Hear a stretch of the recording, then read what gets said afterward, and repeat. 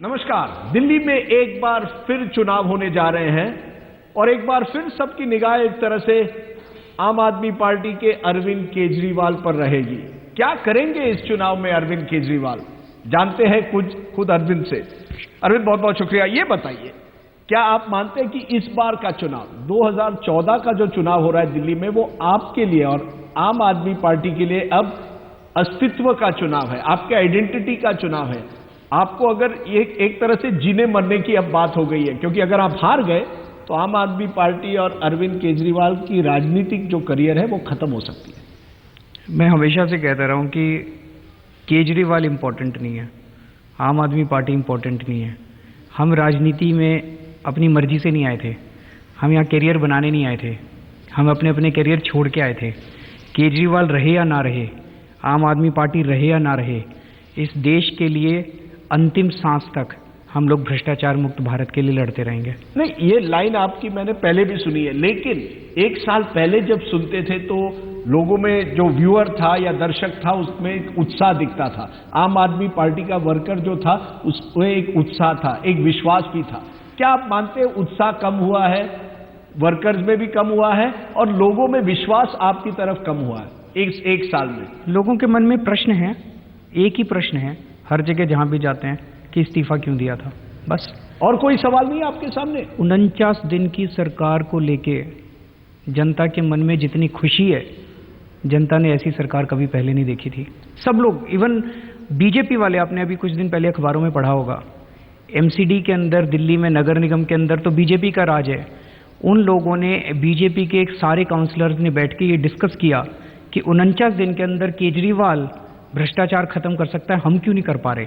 नहीं, मैं 49 दिन पर एक बाद में लौटूंगा, लेकिन सवाल ये है, इस एक साल में एक बड़ी चीज हुई है कि नरेंद्र मोदी का जो एक तरह से एक लोगों में एक अट्रैक्शन हुआ है। क्या आप मानते हैं कि एक नरेंद्र मोदी वेव है, खास करके शहरी इलाकों में, दिल्ली जैसे शहर में, और उस वजह से आम आदमी पार्टी अब पीछे रह गई है? मैं पूरी दिल्ली में घूम रहा हूं, मैं जनता से पूछता हूं कि भाई पिछली बार विधानसभा में आपने हम लोगों को वोट दिया था, लोकसभा में क्यों नहीं दिया? जनता कहती है जी पहले बताया था आपको। दिल्ली में केजरीवाल, सेंटर में नरेंद्र मोदी। अभी भी दोबारा विधानसभा के चुनाव होंगे, हम आम आदमी पार्टी को वोट देंगे, क्योंकि जो 49 दिन में आपने करके दिखाया, दिल्ली में रिश्वतखोरी बंद करके दिखाई, ऐसा हमने कभी नहीं देखा। तो इट इज़ वेरी क्लियर कि नरेंद्र मोदी जी को दिल्ली के लोग प्रधानमंत्री के रूप में देखना चाहते थे, लेकिन आम आदमी पार्टी को दिल्ली का सत्ता देना चाहते हैं। लेकिन भाजपा ये कह रही है, प्रचार भाजपा का ये है कि केंद्र में वही सरकार होनी चाहिए जो राज्य में होनी चाहिए। दिल्ली में अगर एक सरकार हो और केंद्र में एक सरकार हो तो लोगों का फायदा होगा।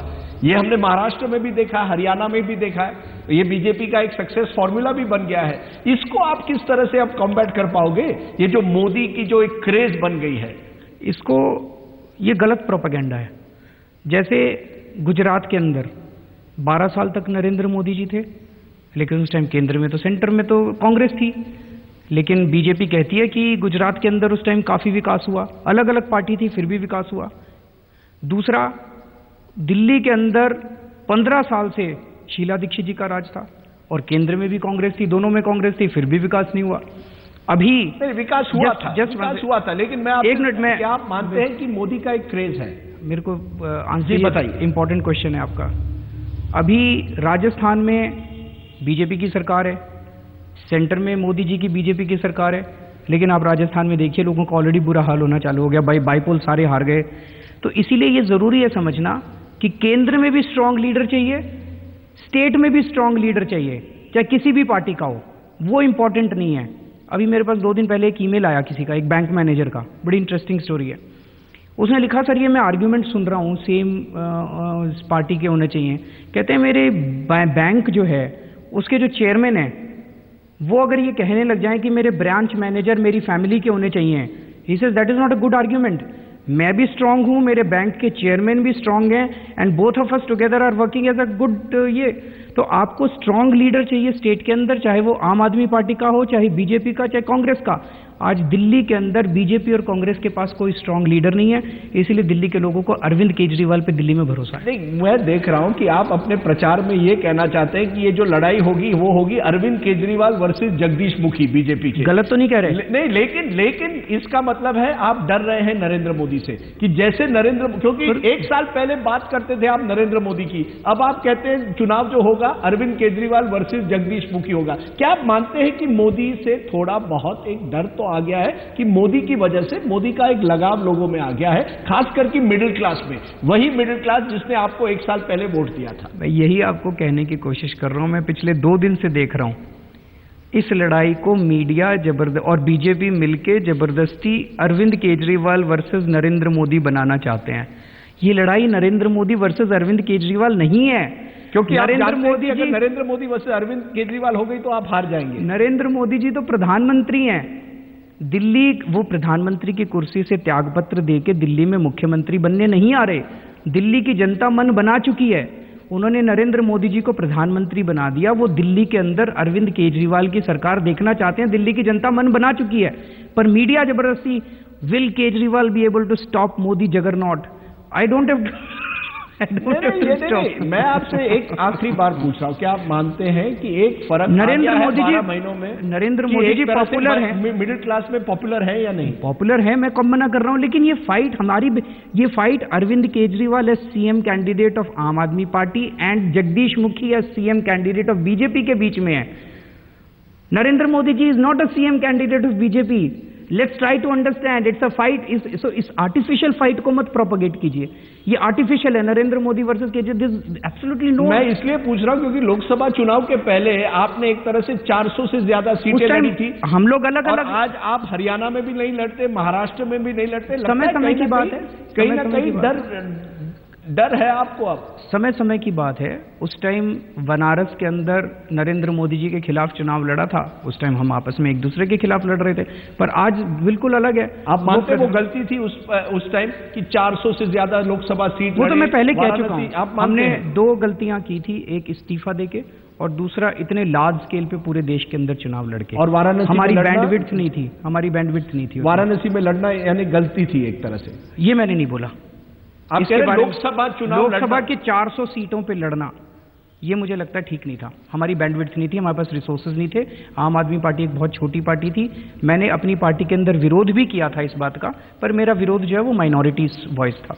लोग कहते हैं कि आप आम आदमी पार्टी में आपकी बात चलती है, ये डिसीजन जो था रेजिग्नेशन का, ये आप ही का था। कुछ आपके नेता कहते हैं कि वो चाहते थे कि अरविंद रिजाइन ना करे, अपना इस्तीफा ना दे, आप ही ने उन पर दबाव डाला कि नहीं मैं इस्तीफा दूंगा। One man show high command culture कहते हैं कि आम आदमी पार्टी में आ गया। ये गलत है। नहीं, आपके तो दोस्त आशुतोष हैं, आपके साथ पुराना काम करते थे, उनसे पूछना, आजकल हमारी पार्टी में है जी, उनसे पूछना, हर चीज निर्णय जो है वो सारे मिल बैठ के लेते हैं। फिर क्या वजह है कि कुछ सीनियर लीडर्स आपके जो हैं या तो रूठ गए हैं या आपसे अलग हो गए हैं? होता है, हर फैमिली में होता है। शांति भूषण आपके जो फाउंडर थे वो आपके खिलाफ चिट्ठी लिखते हैं? कोई बात नहीं, उसमें क्या है। यानी कुछ हमारा जैसे आप पहले CNN IBN में थे, अभी आज तक में, आज तक में पिछले 1 साल में कई लोग छोड़ के गए होंगे जी, जाते ही हैं। बड़ी बड़ी ऑर्गेनाइजेशन में लोग छोड़ के भी एक मिनट मत कीजिए, एक टेलीविजन चैनल और पॉलिटिकल पार्टी का कंपैरिजन। पॉलिटिकल पार्टी में भी छोड़ के जाते हैं सर। जब आप एक बहुत बड़ी ऑर्गेनाइजेशन चलाते हैं जी, लोग नाराज भी होते हैं, लोग किसी और कारण से छोड़ के जाते हैं। हमारा भी बड़ा परिवार है, परिवार के अंदर लड़ाई झगड़े होते हैं, हम सारे सुलटा लेते हैं। आम आदमी पार्टी इंपॉर्टेंट नहीं है, आम आदमी पार्टी को चला लेंगे। स्टाइल ऑफ फंक्शनिंग में कुछ कमियां तो होंगी सर। कमियां तो, मैं इंसान हूं, तो क्या कमियां? मेरे में 100 कमियां हो सकती हैं, उनको सुधारने की कोशिश करता हूं, उसके ऊपर चर्चा करने की जरूरत नहीं है। देश जरूरी है। आम आदमी पार्टी के साथ पिछले 3 महीने के अंदर 30,000 वॉलंटियर नए जुड़े हैं दिल्ली के अंदर, उनकी लिस्ट भिजवा दूंगा आपको। लेकिन आपके 1 साल पहले आपको डोनेशंस भी बहुत मिल रहे थे, वो अब बंद हो गए हैं धीरे धीरे, क्योंकि चुनाव नहीं था। अब देखना अगले 10 दिन के अंदर जैसे पिकअप करेंगे डोनेशन, बिल्कुल मिलेंगे। पर फिर भी मैं आपको एक चीज बता दूं, इंपॉर्टेंट पॉइंट आपने उठाया डोनेशन का। सर हमारे कितने भी डोनेशन हमें मिल जाएं, पिछली बार 20 करोड़ रुपए कलेक्ट किए थे हमने, इस बार 30 करोड़ कर लेंगे, 40 करोड़ कर लेंगे हम लोग। इस बार लड़ाई जो है वो ऐसे लोगों के साथ है जिनके पास बेशुमार दौलत है, बेशुमार काला धन है। इस बार लड़ाई जो है वो बड़ी अनइक्वल है। तो मैं दिल्ली के लोगों से यही अपील करना चाहता हूँ, मेरे पास चुनाव लड़ने को पैसे नहीं है, जिन जिन लोगों को 49 दिन की हमारी सरकार अच्छी लगी थी, चुनाव इस बार आपको लड़ना है। अगर आपको लगता है कि हमने अच्छा काम किया था और आप दोबारा 49 दिन जैसी सरकार चाहते हो, अगर आपके बिजली के बिल कम हुए थे, अगर आपके पानी के बिल कम हुए थे, अगर आपको रिश्वतखोरी से छुटकारा मिला था, आपको इस बार वोट मांगने के लिए घर से निकलना पड़ेगा। आप बार बार 49 दिन का जिक्र करते हैं और आपने ये भी कहा कि पद छोड़ना एक गलती थी, लेकिन कुछ लोग ये भी कहते हैं कि अरविंद केजरीवाल की जो राजनीति है उन 49 दिनों में भी एक ऑपोजिशन नेता की थी, धरना पे बैठो। क्या आप आज मानते हैं कि राजपथ पर धरने पर बैठना आपकी बड़ी गलती थी, हाँ या ना? क्या आप मानते हैं कि एक तरह से आपकी जो पॉलिटिक्स है वो एक विरोधी नेता की पॉलिटिक्स है कि चलो कोई भी मुद्दा हो धरना करते हैं? अच्छा, दो चीजें। पहले तो मैंने धरना किया, किस लिए किया? महिलाओं की सुरक्षा को लेकर किया। 4 डिग्री सेंटीग्रेड की ठंड में मैं सड़क पे सोया था रात को, तो कम से कम ड्रामा तो नहीं था, नंबर 1। नंबर 2, जब मैं धरने पे बैठता हूँ तो मीडिया वाले कहते हैं ड्रामा कर रहा है, नाटक कर रहा है। नरेंद्र मोदी जी 2007 में सड़क के ऊपर 3 दिन तक धरने पे बैठे थे as chief minister of Gujarat for Narmada dam. उसको तो एक मिनट उसको किसी ने नाटक नहीं कहा। नीतीश कुमार जी धरने पे बैठे थे, उसको किसी ने नाटक नहीं कहा। शायद जयललिता जी धरने पे बैठी थी एज चीफ मिनिस्टर, उसको किसी। केजरीवाल जब धरने पे बैठता है तो सारे कहते हैं नाटक है। नहीं, थोड़ा एक मिनट, क्योंकि 49 दिन में एक माहौल बन गया कि हर मुद्दे पर किस तरह से एक ही दिन कन्फ्रंटेशन शुरू हो जाए। 2 दिन धरने पे बैठा था, महिलाओं की सुरक्षा को लेके बैठा था। वो एक ऐसा मुद्दा है जो मेरे को दिल से वो आवाज निकलती है। वो एक ऐसी चीज है जिसको मैं बर्दाश्त नहीं कर सकता। जब मैं रात को सोया वहां पे ठंड में और सवेरे जब उठा, लाइन लगी हुई थी औरतों की और टप टप आंसू बह रहे थे उनके। कहते हैं एक आदमी हमने देखा है जो इसके ऊपर कम से कम राजनीति नहीं कर रहा। You have taken up the issue in all. राजनीति ही थी, धरना राजनीति कह लेते, आप उसको राजनीति कह लीजिए। और दूसरी चीज आपने कहा कि 49 दिन के अंदर हम ऑपोजिशन का काम कर रहे थे। जी सर, 24 घंटे के अंदर हमने बिजली के दाम कम कर दिए, 48 घंटे के अंदर हमने पानी के दाम कम कर दिए। 4,000 करोड़ और 400 करोड़ का नुकसान हो सकता है इस तरह के सब्सिडी से, वो आप नहीं देख रहे। लोग कह रहे हैं कि ट्रांसमिशन लाइंस बेटर कीजिए। अगर बिजली सुधारनी है तो ट्रांसमिशन लाइंस अच्छे करिए, जितना पावर, वाटर कनेक्शंस को इंप्रूव करिए। मैं उस पर भी आता हूँ। मैंने 200 करोड़ रुपए की सब्सिडी दी थी बिजली के लिए और 42 करोड़ रुपए की सब्सिडी दी थी पानी के लिए। अगर तो 40, आपके फिगर्स है, मेरे सामने जो फिगर्स है वो 4,000 करोड़ और 400 करोड़ के। सर गलत है सर, वो मैंने दी थी ना। कैबिनेट नोट की कॉपी दूं आपको? मैं दे दूंगा आपको कैबिनेट नोट की कॉपी। 200 करोड़ की सब्सिडी थी और 42 करोड़ की। 40,000 करोड़ के बजट में अगर मैं 10,000 करोड़ की सब्सिडी दे देता, आप कहते थे फाइनेंशियल इम्प्रूडेंस का केस है। 250 करोड़ की सब्सिडी में अगर मेरी सारी दिल्ली के लोग खुश होते हो, मुझे और क्या चाहिए? तो अगर आपकी सरकार फिर आती है तो आप फिर इस तरह की सब्सिडी देंगे? सुन तो लीजिए, गुजरात की अभी मुख्यमंत्री बनी आनंदीबेन पटेल जी। मुख्यमंत्री बनते ही उन्होंने 100 करोड़ रुपए का हेलीकॉप्टर खरीद लिया। मैं भी खरीद लेता हेलीकॉप्टर अपने लिए। हेलीकॉप्टर किसको अच्छा नहीं लगता? मैंने हेलीकॉप्टर नहीं लिया। मैंने मुख्यमंत्री की गाड़ी भी नहीं ली थी, अपनी वैगनआर में घुमा करता था मैं। अपने ऊपर एक पैसा मैंने खर्च नहीं किया, सारा पैसा जनता के ऊपर खर्च करता था। आप पर तब आरोप लगा था कि आप सरकारी बंगले में रह रहे थे, आप मुख्यमंत्री पद भी आपने छोड़ दिया था, फिर भी आपने अपना बंगला नहीं छोड़ा। मैंने पैसे देने चालू कर दिए थे। मैंने रेंट, मार्केट रेंट देता था मैं, जो लीगली अलाउड है, परमिसिबल है।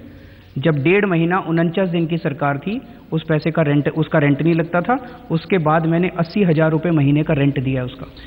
अरविंद जी ये बताइए, कहीं ना कहीं क्या आप मानते हैं कि आपकी जो, जैसे मैंने कहा, राजनीति ये है कि कोई जो विरोधी है उसको किस तरह से कन्फ्रंट किया जाए, उसमें से कभी कभी आप कॉन्स्टिट्यूशनल अथॉरिटीज को भी कन्फ्रंट करते हैं। जैसे आपने लेफ्टिनेंट गवर्नर नजीब जंग को कहा कि वो सेंटर का एजेंट है, नहीं है। क्या आपको लगता है कि इस तरह की भाषा का प्रयोग करना या बगैर कोई सबूत किसी को एजेंट कहना, क्या ये सही है? सर, पिछले 8 महीने में जो कुछ उन्होंने कहा किया है, मुझे लगता है कि ये ब्लैक पीरियड है लेफ्टिनेंट गवर्नर दिल्ली के ऑफिस का।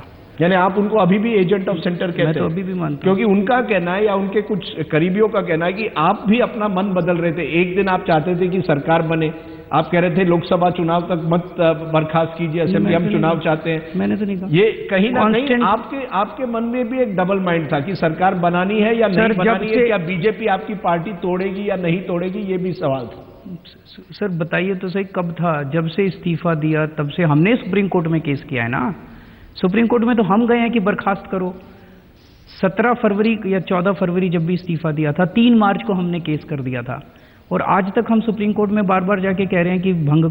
क्या अगर आप हार जाएं तो कहीं ना कहीं क्या आप मानते हैं कि एक बदलाव आ गया होगा, कि जो चेंज एजेंट है वो आज नरेंद्र मोदी है, अरविंद केजरीवाल नहीं? अगर आप हारते हैं तो किस तरह से आपकी राजनीति बदलेगी? कोई बदलाव आएगा आपकी राजनीति में अगर आप चुनाव हारते हैं? और अगर हम जीतते हैं तो? जो जीता वो सिकंदर। हमारी राजनीति में जो जीता वो सिकंदर। लेकिन अगर आप हारते हैं तो हाइपोथेटिकल क्वेश्चंस है। मैं केवल ये कहने की कोशिश कर रहा हूं, हम राजनीति के अंदर अपने लिए नहीं आए थे। मैं अपना सब कुछ छोड़ के, मेरे पास पैसे नहीं है चुनाव लड़ने के लिए, मैंने अपना सब कुछ लुटा दिया है देश के लिए। जिन जिन लोगों को 49 दिन की सरकार अच्छी लगी थी वो लोग चुनाव लड़ेंगे, वो प्रचार करेंगे इस बार हम लोगों का, अगर उन्हें वैसी सरकार दोबारा चाहिए।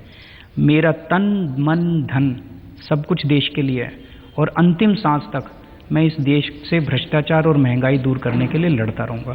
वो किस फॉर्म में होगा, पार्टी की फॉर्म में होगा, राजनीति की फॉर्म में होगा, मुझे नहीं पता, ये ऊपर वाला तय करेगा। अरविंद केजरीवाल, आपने हमसे बात की, बहुत बहुत शुक्रिया। Thank you.